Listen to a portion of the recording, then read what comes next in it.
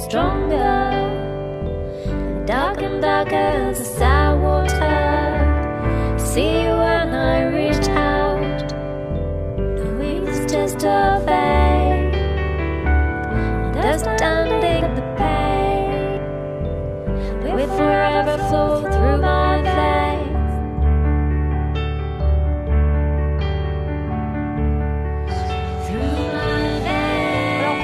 Calendrier de l'Avent, j'ai choisi Oscar Wilde. Et ce qu'on peut dire, c'est que je pense que j'ai 23 sur 24 calendriers de l'Avent qui sont passionnants, alors qui sont plus ou moins sympathiques, hein, je pense à Trump, mais qui sont passionnants. Celui-là, ça l'est pas. Donc c'était 23 sur 24. Donc malgré tout, comme j'ai travaillé sur le thème, je vous le partage. Voilà, Oscar Wilde, c'est qui? Alors, c'est un auteur, vous avez peut-être des souvenirs de votre collège, où vous avez étudié le portrait de Dorian Gray, le fantôme de Canterville. Donc le capital sympathie dont profite Oscar Wilde est important. Pourquoi? Parce que Oscar Wilde, c'est un auteur anglais, fin 19e, début 20e, j'ai plus ses dates sous le nez, qui est un brillant auteur, qui est plein d'humour, voilà, qui dit, par exemple, une de ses phrases très connues, c'est « les folies sont les seules choses qu'on ne regrette pas d'avoir faites », etc. Donc en fait, on le sent transgressif, incroyable, plein d'humour. En plus, c'est un homosexuel persécuté, donc qui a été envoyé au bagne. Donc au bagne, c'est quand même pas rien d'être envoyé casser des pierres. Donc il paraît vraiment une idole martyre. Donc a priori, voilà, pour mes 20 ans, j'avais demandé un Pléiade d'Oscar Wilde à ma famille, que je n'ai d'ailleurs jamais ouvert, mais en toute logique. Mais ceci dit, j'étais trop occupée à autre chose. Voilà, par exemple, à lire à Ivanov. Mais en tout cas, voilà, c'est quelqu'un qui paraît incroyable, quoi, un martyr, une idole, etc. Alors prenons son thème, qui révèle bien autre chose que ce qu'on en pensait. Donc, déjà, c'est un soleil en balance en maison 2, donc c'est un homme issu effectivement de la haute bourgeoisie qui aime dépenser de l'argent et les mondanités. Alors, vous êtes comme moi, je pense que vous l'aimez déjà. Donc c'est quelqu'un, on va dire, d'assez superficiel, qui est fou des bons mots. Hein. Il a un Sud en Scorpion et un Mercure en Scorpion qui fait que, en fait, il se donnerait pour un bon mot. C'est-à-dire que c'est quelqu'un qui aime avoir toujours, on va dire, le mot d'esprit tranchant, la petite remarque qui va humilier la personne, mais dont on va rire encore dans tous les salons de Londres 3 semaines après, etc. Bon, il est ascendant Vierge, donc plusieurs fois dans sa vie, il va être confronté à des limites, donc le bagne, par exemple. Hein. Il va aussi avoir des problèmes de santé, donc la syphilis, des maladies sexuellement transmissibles, des problèmes d'argent après avoir ruiné sa femme. Donc en fait, c'est un homme qui aurait dû se servir, vous savez, l'ascendant vient apporter une leçon au soleil, il aurait dû apprendre de cet ascendant l'humilité et la modestie, c'est-à-dire qu'il aurait dû apprendre, j'allais dire, une espèce de pondération intérieure au lieu d'une superficialité mondaine. Bon, vous avez compris, je l'aime pas. Donc il a un nœud sud 3 en Scorpion et un nœud nord en Taureau 9. Donc on a compris, il a un humour très très cynique, il adore faire rire aux dépens des autres. D'ailleurs, il a un esprit et une plume absolument incroyable. Il adore son propre esprit. D'ailleurs, on lui rapporte une remarque comme quoi il a été faire un grand voyage aux États-Unis, donc de Nord 9 Taureau, et c'est d'ailleurs ça, en fait, c'est cette tournée de conférences qu'il a fait aux États-Unis qui l'a rendu très connu. Donc c'est très intéressant de voir qu'en fait, quand vous avez un nœud nord et que vous faites quelque chose vraiment en accord avec votre nœud nord, il a gagné beaucoup d'argent de Nord Taureau, en maison 9 ou à l'étranger. C'est ça qui fait que de retour en Angleterre, il a une notoriété et qu'il a pu publier des livres. Donc prenez-en de la graine, voilà, si au moins il peut servir à ça. Donc arrivant à la douane aux États-Unis, il a dit, est-ce qu'il y a quelque chose à déclarer? Il a dit, oui, mon génie, c'est la seule chose que j'ai à cacher. Ok, donc on voit tout à fait le personnage qui adore le monde littéraire, la transgression, être toujours un petit peu en décalage, donc très bien. Donc, il donne des conférences aux États-Unis, ça lui donne une notoriété, une assise financière. Donc il se marie très bien en honneur Taureau 9 avec une adorable petite Constance, c'est-à-dire une femme fortunée et intelligente qui admire beaucoup son mari, aime beaucoup son mari, qui est profonde, qui est d'une bonne famille. Voilà. Sauf que lui, en fait, il la moque partout. Il s'affiche avec un jeune homme, il est accusé de perversion, il s'occupe pas de ses petits garçons, il finit au bagne. Et au bagne, en fait, il écrit des lettres. Alors, ce qui est très intéressant dans la production littéraire de Wilde, en fait, quand on se penche dessus, je me suis dit, mais qu'est-ce qu'il a écrit comme œuvre, à part le portrait de Dorian Gray? Il y a le fantôme de Canterville. Alors, il faut savoir qu'avec son Pluton en maison 8, c'est quelqu'un, en fait, qui était passionné, à l'époque, par les sociétés théosophiques. Vous savez, les sociétés théosophiques, c'était Hélène Blavatsky, Bailey, c'est-à-dire qu'en fait, c'était des cercles où les gens se retrouvaient pour dire, mais vraiment, c'était l'ancêtre de la spiritualité, on va dire. C'est-à-dire que les gens se disaient vraiment, les gens comprennent rien, c'est incroyable, nous, on a les secrets de l'humanité, il y a un médium en transe qui parle, et en fait, tout de suite, on comprend les sociétés secrètes, et puis également, qu'est-ce que je vais vous dire, les Atlantes, la Lémurie, etc. Donc, en fait, ils étaient tous, en fait, à se gargariser, on va dire, des secrets, des stances de 10 ans remises au jour ou entendues par médiumnie, par Blavatsky Bailey,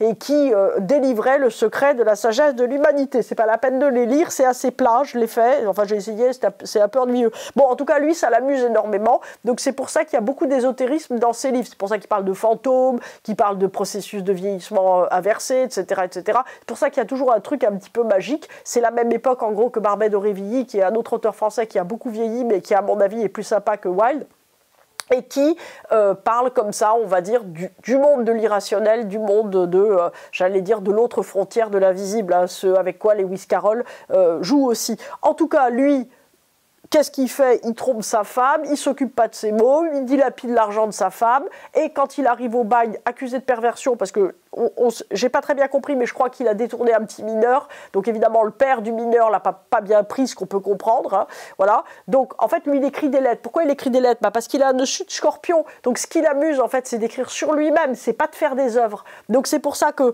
dans son honneur Taureau 9, il aurait fallu faire des œuvres, faire des livres. Lui, ce qui lui plaît, c'est en fait une correspondance qui parle de lui infiniment, qui parle de ses états d'âme, etc., etc. Bon, alors, lui aussi, ce qui l'amuse, cet Oscar Wilde, c'est l'exaltation avec son Mercure en Scorpion, des sentiments incroyables. Donc son Mercure en Scorpion fait un très très beau carré, pas exact mais quand même assez fort, à sa lune en Lion, sauf que sa lune en Lion, c'est pas une bonne lune en Lion, c'est pas une lune qui veut sauver les autres et qui est chevaleresque, c'est une lune en fait qui veut briller à tout prix.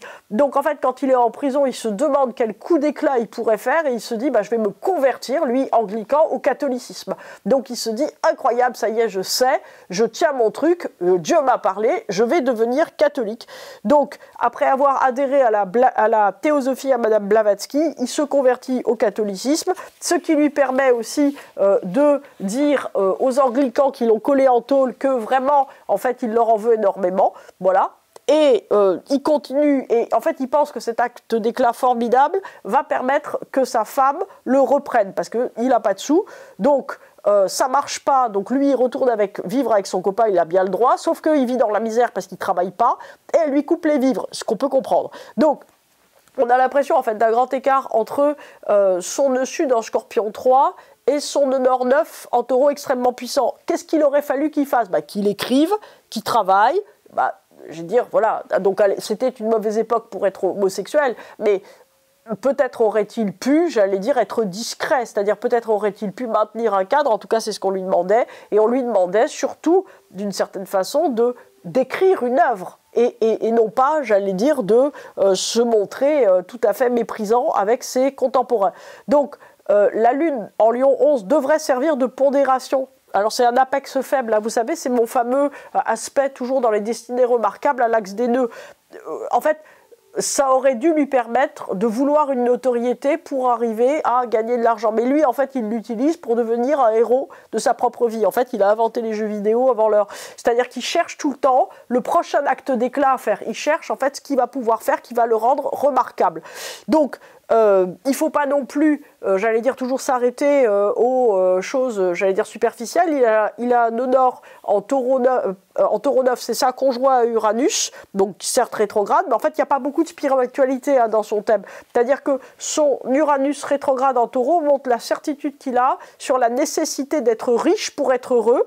Et donc, en fait, il y a énormément d'animosité dans le fait qu'il ne l'est pas. C'est-à-dire que c'est quelqu'un qui a eu une grande rancœur de ne pas avoir les choses plus facilement. Alors, moi qui ne suis pas sa maman, je me dis quand même il a eu beaucoup de chance cet homme-là, et il n'en a pas vraiment tiré parti. Alors, le point, c'est qu'il a Jupiter qui est en trigone, donc c'est ça, en trigone à son nœud nord. Donc c'est vraiment un très bon auteur. Pourquoi? Parce que son Jupiter, il est en Capricorne, en maison 5. C'est un Jupiter un petit peu comme celui de Tolkien, c'est-à-dire que c'est quelqu'un qui a un vrai monde intérieur, qui a une très bonne plume, qui a une excellente psychologie, qui a un vrai talent. Il a un talent absolu, donc il est capable d'écrire des livres mêlant la magie, vous voyez, qui est donc très en vogue. Donc c'est aussi à la fin du XXe siècle, au début du XXe siècle, il en fait vraiment des bijoux. C'est-à-dire que c'est quelqu'un qui a une capacité très importante en fait de prendre un esprit du temps et de recréer un monde. Donc c'est vraiment un très bon auteur. Mais il préfère vivre. C'est-à-dire vivre pour lui, c'est expérimenter.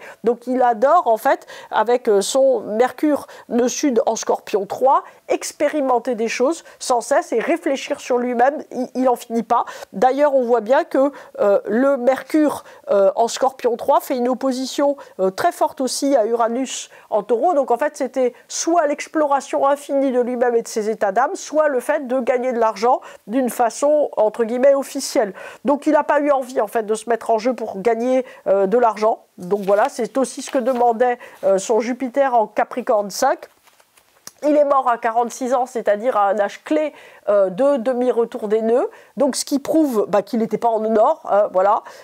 Donc qu'est-ce qu'on peut en tirer? Donc ici, si vous voulez, il a une lune qui est en Lion 11. Donc au lieu de s'en servir en fait pour obtenir tout le reste dans sa vie, c'est-à-dire une espèce de grandeur, c'est quelqu'un qui a énormément de capacité, de facilité, il plante. Pourquoi il plante?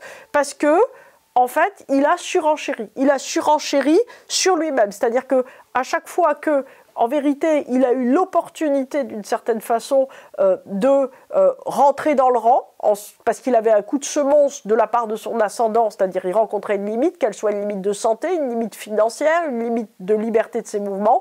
Lui, il a surenchéri. Alors ça, c'est très important parce que, en fait, il y a un équilibre en astrologie qui fait que vous devez vivre à partir de votre soleil. Donc, en l'occurrence, lui, son soleil, c'était en Balance 2, et non pas à partir de votre lune. Sa lune, c'est Lion 11. Donc, au lieu de faire des actes d'éclat dont il attendait que si elle lui apporte la stabilité, il fallait que ce soit quelqu'un de très stable qui aurait eu une notoriété. Donc, en fait, il a inversé les choses, comme on fait souvent, en fait.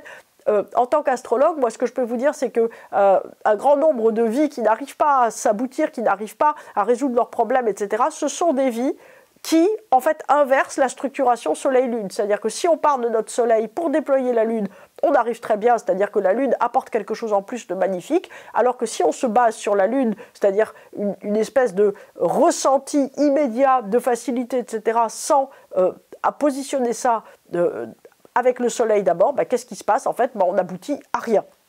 Alors par ailleurs, le carré qu'il y a entre Soleil et Jupiter montre que lorsqu'il écrivait, en fait, il avait l'impression de moins vivre. Pourquoi? Parce que, j'allais dire, c'est un carré morne, hein. Il a un Soleil en Balance 2, donc c'est un Soleil où, en gros, j'allais dire, il doit avoir une vie normale, hein. C'est ça, le Soleil Balance 2, et Jupiter en Capricorne 5, c'est le travail solitaire du créateur. Donc, en fait, ça lui plaisait pas. Voilà, c'est tout simple, ça lui plaisait pas. Ça aurait dû le remplir de joie. Si quoi? Si il avait compris qu'il était là pour construire une vie et laisser une œuvre et non pas s'amuser. Donc on aurait dû avoir une grande œuvre de Wilde et non pas de la correspondance. Voilà. Donc je vous cite encore une petite phrase de cet homme-là, qui est « Le seul moyen de se délivrer d'une tentation, c'est d'y céder ». Et en fait, toute sa vie, ça a été ça. C'est-à-dire qu'en fait, on avait l'impression que, un peu comme Pierre Palmade, que c'est quelqu'un, si vous voulez, qui a passé son temps à vivre pour lui-même. Après, je ne connais pas M. Palmade, mais l'idée, si vous voulez, en tout cas d'Oscar Wilde, c'est que c'est quelqu'un qui était très, j'allais dire, entier avec le fait de se faire plaisir sans cesse, sans s'occuper au fond des conséquences, même pas des conséquences sur lui-même. Donc c'est un esthète par amour de lui-même. Voilà, écoutez, on lui souhaite la meilleure incarnation possible. Voilà, on lui souhaite de faire une œuvre, on lui souhaite de